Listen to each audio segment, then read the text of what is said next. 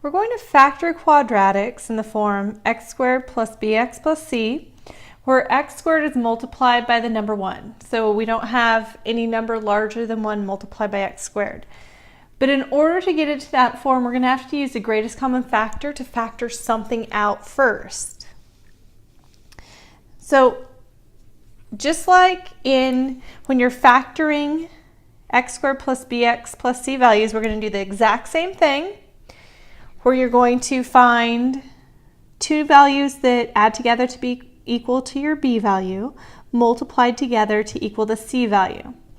And then that will factor our quadratic into x plus that first term, first number, plus x times x plus the second number. But we're first going to have to factor something out before we can get to that point. So we do have 2 that's multiplied by x squared. But you can see that 2, 10, and 8, well, they're all even numbers. So you know that we can factor something out. I'm just going to look at my number that's multiplied by x squared and see if I can divide all of the terms by that. Well, 2 is divided by 2, 10 we can divide by 2, and 8 we can divide by 2. So I'm just going to know that I can factor out 2. Let's see what we're left with. Well, 2x squared divided by 2 is just x squared, plus 10x squared divided by 2 is 5x, plus 8 divided by 2 is 4. Okay, so now it's in the form x squared plus bx plus c, where I can say, what do I add together to equal the b value, which is 5, multiply together to equal the c value, which is 4. Okay, so in this case, I know 4 times 1 is 4, and 4 plus 1 is 5.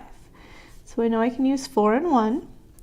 But when I write it out factored, I know I have 2 multiplied by my quadratic, so I'm going to have 2 multiplied by my factors. So I have to leave 2 on the outside, times the first binomial will be x plus 4, times x plus 1. So this is completely factored.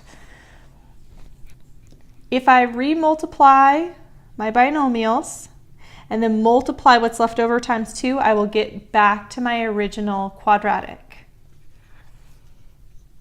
Okay, so let's try the next one. So I always, again, want to start by looking at x squared is multiplied by 3. So can I divide everything by 3 to get 1 in front of x squared? Yes.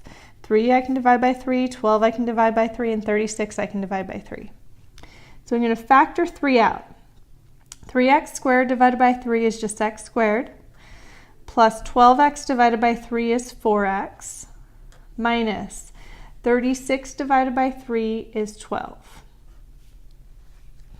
Okay, so now I can figure out what I add together to equal 4 and what I multiply together to equal negative 12.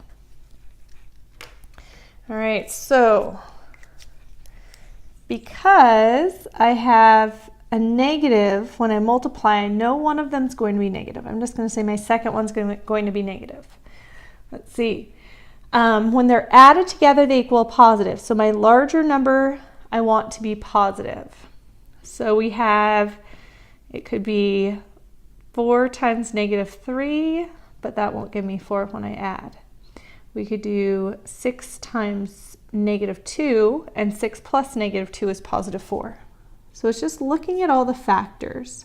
6 times negative 2 is negative 12. 6 plus negative 2 is positive 4. So again, when I write this out completely factored, I have to leave 3 factored out on the outside, times x plus 6 times x minus 2. All right. Let's try another one.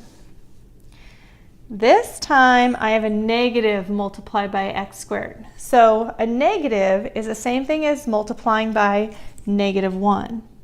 I want to get rid of that negative 1, so I'm going to factor out negative 1. That means I'm going to divide each term by -1 and see what I'm left with. Negative 1x squared divided by -1 is positive 1x squared, which I can just write as x squared. So I know there's 1x squared there. I don't have to put the 1 in front. Okay, so positive 5x divided by -1 is negative 5x. Negative 6 divided by -1 is positive 6. So basically it's just changing the sign of each of them when I divide by -1. That's all that it did. But I was able to get positive 1x squared by factoring out that -1. So I can now figure out what I add together to equal -5 and what I multiply together to equal positive 6. All right, because when I add, I get a negative. I know that both numbers have to be negative because when I multiply, I get a positive. The only way to do that is if they're both negative. So let's see.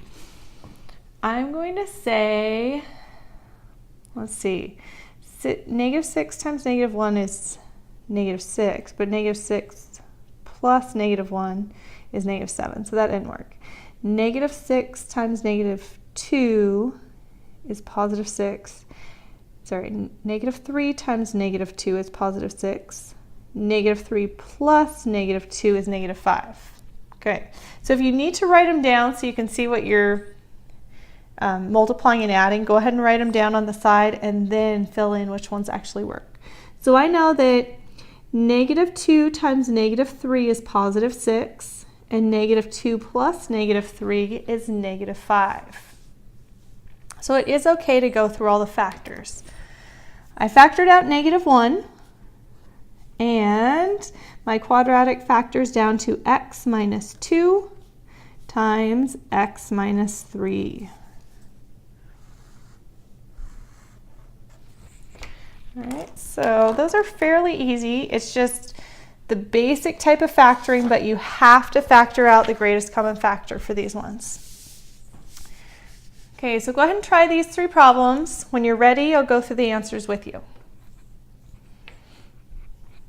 All right, so the first one, we can factor out 3, and we're left with x squared plus 7x plus 10. So I have to figure out what I add together to equal 7, what I multiply together to equal 10. And those numbers are 2 and 5. So my answer is 3 times x plus 2 times x plus 5. And if you wrote the x plus 5 times x plus 2, if you wrote it in the opposite order, that's fine. As you just have to make sure that you multiplied it by 3 and you have each of those values there. Okay, so this one I can multiply, I can factor out a -2 because it's x squared is multiplied by -2. And I'm left with x squared plus 5x minus 6. So I have to figure out what I add together to equal 5, multiply together to equal -6. And those numbers are, let's see, -1 times 6 is -6. -1 plus 6 is 5. So I have -2 times x minus 1 times x plus 6. And last one, I'm going to factor out positive 2. I'm left with x squared minus 4x plus 3. Figure out what I add together to equal -4, what I multiply together to equal 3, and those numbers are -3 and -1. So we have 2 times x minus 3 times x minus 1. And hopefully you're able to factor all of those.